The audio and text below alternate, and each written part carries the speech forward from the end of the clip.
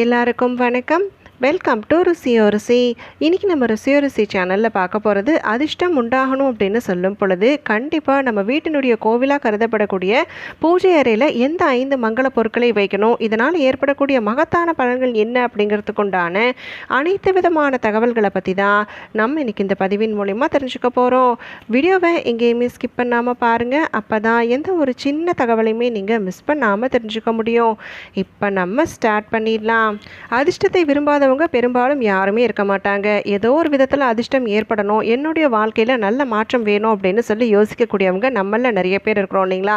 அப்படி அந்த மாதிரியான அதிர்ஷ்டம் நம்ம வீடுகளுக்கு தேடி வரணும் அப்படின்னு சொல்லும் பொழுது நம்ம வீட்டினுடைய கோவிலாகவே கருதப்படக்கூடிய பூஜை அறையில் எந்த முக்கியமான மங்கள பொருட்களை வைக்கணும் அப்படிங்கிறது இப்போ பார்த்துக்கலாம். பொதுவாக எல்லாருடைய வீட்டு பூஜை அறையிலையும் பார்த்தீங்க அப்படின்னு சொன்னால் நம்ம தேவைப்படக்கூடிய பொருட்கள் அனைத்தையுமே வைத்திருப்போம். அதாவது பூஜைக்கு தேவைப்படக்கூடிய ஊதுபத்தி, சாம்பிராணி, கற்பூரம், எண்ணெய், திரி இந்த மாதிரி பொருட்கள் அனைத்துமே வைத்திருப்போம். இது வைத்திருப்பது அப்படிங்கிறது பொதுவாக நம்ம அனைவருமே கடைபிடிக்க வேண்டிய ஒன்று. ஆனால் அதிர்ஷ்டம் நம்ம வீடுகளுக்கு தேடி வரணும் அப்படின்னு சொல்லும் பொழுது இப்போ நான் சொல்லக்கூடிய பொருட்கள் எல்லாத்தையுமே சின்ன சின்ன டப்பாலையாவது போட்டு நீங்கள் கண்டிப்பாக பூஜை அறையில் இடம்பெற செய்வது அப்படிங்கிறத செய்யணும். அப்படி என்ன பொருட்கள் அப்படின்னு கேட்டிங்கன்னா, இது அனைத்துமே நமக்கு நாட்டு மருந்து கடைகள்லையும் பூஜை ஸ்டோர்களையும் கிடைக்கக்கூடிய ஒன்று தான். புதிதாக வாங்கி வெள்ளிக்கிழமை நாட்களில் நீங்கள் போட்டு வைப்பது அப்படின்னாலும் செய்துக்கலாம். டப்பாக்கள் அப்படின்னு சொல்லும்போது பிளாஸ்டிக் டப்பா பெரும்பாலும் பயன்படுத்தாதீங்க. அதை தவிர்த்து கண்ணாடி டப்பா இருக்குது அப்படின்னு சொன்னாக்கா கண்ணாடி பாட்டில்ஸ் மாதிரி வருது இல்லைங்களா, அதை கூட நீங்கள் வாங்கி பயன்படுத்துவது அப்படிங்கிறத செய்துக்கலாம். இல்லை அஞ்சரை பெட்டி உங்களுக்கு நிறைய டிசைன்ஸில் வருது இல்லைங்களா, அது ஸ்டெயின்லெஸ் ஸ்டீல் இல்லாமல் பார்த்துக்கிட்டு பித்தளை இல்லைனா மரப்பெட்டி இந்த மாதிரியான டப்பாக்களை நான் சொல்லக்கூடிய பொருட்களை போட்டு வைப்பது அப்படிங்கிறத செய்துக்கலாம். சரி, முக்கியமான மங்கள பொருட்கள் அது என்னங்கிறத பார்த்துடலாமா? முதல் முக்கியமான பொருள் வசம்பு. நமக்கு இது பூஜை ஸ்டோர்களையும் நாட்டு மருந்து கடைகள்லையும் கிடைக்கும். அதனால் புதுசாக வாங்கிக்கோங்க. வாங்கி நீங்கள் டப்பாவில் சேர்த்ததுக்கப்புறமா அதுலேருந்து நம்ம எடுத்து கூட ஏதாவது பரிகாரங்களுக்கு பயன்படுத்திக்கலாம். இல்லை வேறு தேவைகள் இருக்குது அப்படின்னு சொன்னால் கூட பயன்படுத்திக்கலாம். ஆனால் நீங்கள் கண்டிப்பாக பூஜை அறையில் ஒரு டப்பாவில் வசம்பு போட்டு வைப்பது அப்படிங்கிறத செய்துக்கோங்க.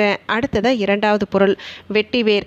வெட்டி வேர் பொதுவாகவே நமக்கு வெற்றிகளை குவிக்கக்கூடிய ஒரு அற்புதமான வேர் அப்படின்னே சொல்லலாம் இல்லைங்களா? அப்படி அந்த வெட்டி வேரை நீங்கள் போட்டு வைப்பதோடு மட்டும் இல்லாமல் அந்த வெட்டி வேரை நீங்கள் பூஜை அறையில் வைத்திருக்கக்கூடிய குலதெய்வ கலசம் இருக்குது அப்படின்னு சொன்னால் அந்த குலதெய்வ கலசத்தில் நீங்கள் தினப்படி தண்ணீர் மாற்றும் பொழுது கொஞ்சம் வெட்டி வேர் போட்டு வைப்பது அப்படிங்கிறத செய்துக்கலாம். இல்லை வீட்டில் உருளி வைக்கக்கூடிய பழக்கம் இருக்குது அப்படின்னு சொல்கிறவங்க அந்த உருளி நீரில் கொஞ்சம் வெட்டி வேர் போட்டு வைக்கலாம். இப்படி நம்ம வெட்டி வேரை நம்ம வீட்டு பூஜை அறையில் வைத்திருந்தாலே கண்டிப்பாக எல்லா விதமான வெற்றி வாய்ப்புகளும் நம்மளை அடைவதாக நம்பப்படுது. அடுத்ததாக மூன்றாவது பொருள் ஏலக்காய்.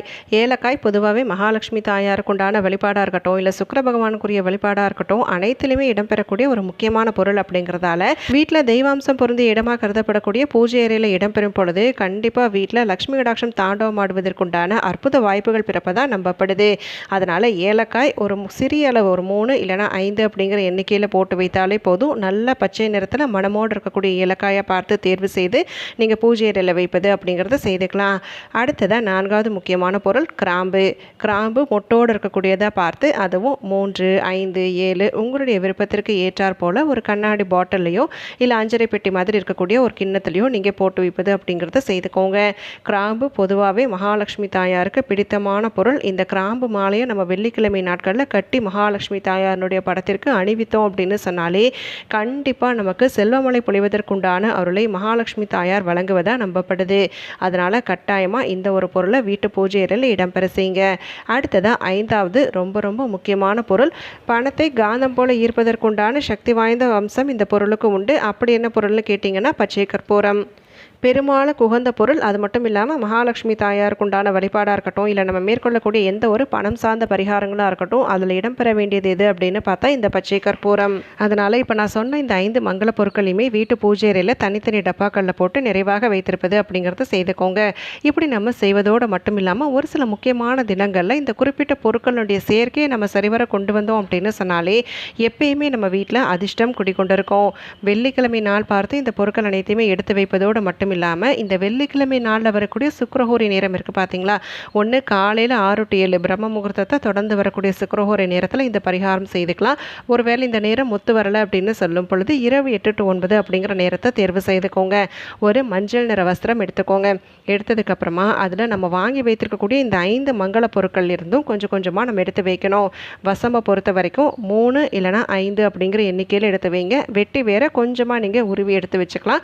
அடுத்ததாக ஏலக்காய் பார்த்தீங்க அப்படின்னு சொன்னாக்க ஒரு 3 அப்படிங்கிற எண்ணிக்கையிலையும், கிராம்பு 3 அப்படிங்கிற எண்ணிக்கையிலையும், பச்சை கற்பூரம் ஒரே ஒரு துண்டு நல்ல பெரிய அளவு துண்டாக பார்த்து எடுத்துக்கிட்டு அதை இந்த மஞ்சள் நிற வஸ்திரத்தில் எல்லா பொருட்களையுமே சேர்க்கப்பட்டிருக்கக்கூடிய இந்த மஞ்சள் நிற வஸ்திரத்தில் ஒரு முடிச்சு மாதிரி தயார் பண்ணிவிட்டு அந்த முடிச்சினுடைய மேல் பக்கத்தில் குலதெய்வத்தினுடைய பெயரை எழுதுவது அப்படிங்கிறத செய்துக்கோங்க. உங்களுக்கு குலதெய்வம் தெரியும் அப்படின்னு சொன்னால் குலதெய்வத்தினுடைய பெயர் எழுதுங்க, இல்லை உங்களுடைய இஷ்ட தெய்வத்தினுடைய பெயரை எழுதுவது அப்படிங்கிறத செய்துக்கலாம். இப்படி இந்த தயாரிக்கப்பட்ட முடிச்சை நம்ம எங்கே வைக்கணும் அப்படின்னு சொல்லி கேட்டிங்கன்னா, நம்ம வீட்டு வாசல் இருக்குது பாருங்கள், நம்ம வீட்டுக்குள்ளே திறந்துட்டு வந்ததுக்கப்புறமே மேல் பக்கத்தில் வந்து நம்ம மகாலட்சுமி தாயாருடைய படத்தை பொதுவாக வைத்திருப்போம். குலதெய்வம் முடிச்சும் ஒரு சிலர் வைத்திருப்போம். அப்படி அந்த இடத்துல நீங்கள் இந்த முடிச்சை வைப்பது அப்படிங்கிறது நமக்கு அதிர்ஷ்டத்தை வீடுகளுக்கு வரவழைப்பதற்குண்டான ஒரு அற்புத வாய்ப்பை ஏற்படுத்தி தரும். இது எல்லாமே நமக்கு வாசனை நிறைந்த பொருட்கள் இல்லைங்களா? அதனால் இந்த வாசனை நிறைந்த பொருட்கள் நம்ம வீடுகளில் நிறைந்திருக்கும் பொழுது நமக்குள்ளேயும் நல்ல ஒரு நேர்மறை எண்ணங்கள் மேம்படுவதற்குண்டான வாய்ப்பு ஏற்படும். இந்த பொருட்களுடைய சேர்க்கையை வளர்பிறை வெள்ளிக்கிழமை நாட்களில் குறித்து மேற்கொள்ளும் பொழுது மிகுதியான பலன்கள் நமக்கு கிடைக்கப்பெறும். வெள்ளிக்கிழமை நாளின் பொழுது அந்த வீட்டினுடைய மகாலட்சுமியை கருதப்படக்கூடிய பெண் இந்த குறிப்பிட்ட முடிச்சை தயார் செய்து வீட்டில் கட்டி வைக்கும் பொழுது கண்டிப்பாக அடைமழையாய் அதிர்ஷ்டம் ஏற்படும். இப்போ குலதெய்வம் முடிச்சிருக்கு அப்படின்னு சொல்கிறவங்க குலதெய்வம் முடிச்சோடு சேர்த்து கட்டுவது அப்படின்னாலும் செய்துக்கலாம். இல்லை நீங்கள் தனியாக ஒரு இடத்துல கூட நீங்கள் வைப்பது அப்படின்னாலும் செய்துக்கலாம். மொத்தத்தில் வீட்டு வாசலுக்குள்ளே இருந்து நம்ம நுழையும் பொழுது இந்த முடிச்சினுடைய வாசம் நம்ம நாசிகளை தொடுற மாதிரி பார்த்துக்கணும். அதே மாதிரி முடிச்ச கட்டும் பொழுது நம்ம தலையில் தட்டுற மாதிரி கட்டக்கூடாது, கொஞ்சம் உயரமாக நீங்கள் கட்டி வைப்பது அப்படிங்கிறத செய்துக்கோங்க. மொத்தத்தில் நமக்கு எல்லா விதமான அதிர்ஷ்டங்களையும் ஈர்த்து தரக்கூடிய இந்த பொருட்கள் நம்ம வீட்டினுடைய வாசல் உட்புறத்தில் இருக்குது அப்படின்னு சொன்னாலே கண்டிப்பாக நம்ம மேற்கொள்ளக்கூடிய வழிபாடு, நம்ம ஏற்ற தீபம், சொல்லக்கூடிய மந்திரங்கள், இதனால் நம்ம வீடுகளுக்கு வருகை தரக்கூடிய மகாலட்சுமி தாயாரும் அனைத்து தெய்வங்களும் நம்ம வீடுகளில் நிரந்தரமாக குடிக்கொள்வாங்க. அதனால கட்டாயமாக இந்த ஒரு விஷயத்தை நீங்கள் முயற்சி செய்து பாருங்க. முடிச்சா கட்டுறதோடு மட்டும் இல்லாமல் பூஜை அறையிலையும் இந்த 5 பொருட்கள் எப்பயுமே இடம்பெற்றிருக்கணும். இப்போ இந்த முடிச்சா எத்தனை நாளைக்கு ஒரு தடவை மாற்றணுங்கிற சந்தேகம் உங்களுக்கு வரும் இல்லைங்களா? கண்டிப்பாக நம்ம 3 வாரங்கள் வரைக்கும் வைத்திருக்கிறோம். இப்போ வளர்பிறை வெள்ளிக்கிழமையாக பார்த்து நம்ம ஆரம்பிச்சிருக்கிறோம் அப்படின்னு சொன்னாக்க அந்த வளர்பிறை வெள்ளிக்கிழமையை தொடர்ந்து 3 வெள்ளிக்கிழமைகள் நம்ம வீட்டு வாசலில் அப்படியே இருக்கலாம். தன்மை மாறுபடுது, இப்போ இடைப்பட்ட காலத்தில் தன்மை மாறுபடுது, ஒரு மாதிரி கருப்பு நிறத்தில் ஆகுது அப்படின்னு சொன்னால் மட்டும் நீங்கள் பொருட்களோடு அந்த முடிச்சையும் சேர்த்து ஓடுகின்ற நீரில் விட்டுட்டு புது வஸ்திரத்தில் புது பொருட்கள் அனைத்தையுமே சேர்த்து முடிச்சாக கட்டி வைப்பது அப்படிங்கிறத செய்துக்கலாம். இப்போ நம்ம இந்த பதிவின் மூலமா நம்ம வீடுகளில் அதிர்ஷ்டம் அடைமழையாய் பொழியணும் அப்படின்னு சொன்னாலும், ஏற்படக்கூடிய அதிர்ஷ்டம் என்றென்றைக்குமே நிலைத்திருக்கணும் அப்படின்னு சொன்னாலும் கண்டிப்பாக நம்ம மேற்கொள்ள வேண்டிய முக்கியமான விஷயம் என்ன, அதுலேயும் குறிப்பாக நம்ம வீட்டு பூஜை அறையில் இடம்பெற வேண்டிய பொருட்களும் அந்த பொருட்களை வைத்து நம்ம செய்யக்கூடிய பரிகாரமும் எப்பேற்பட்ட பலன்களை பெற்றுத்தரும் அப்படிங்கிறதுக்கு உண்டான அனைத்து விதமான தகவல்கள் எல்லாமே தெரிஞ்சுக்கிட்டோம்.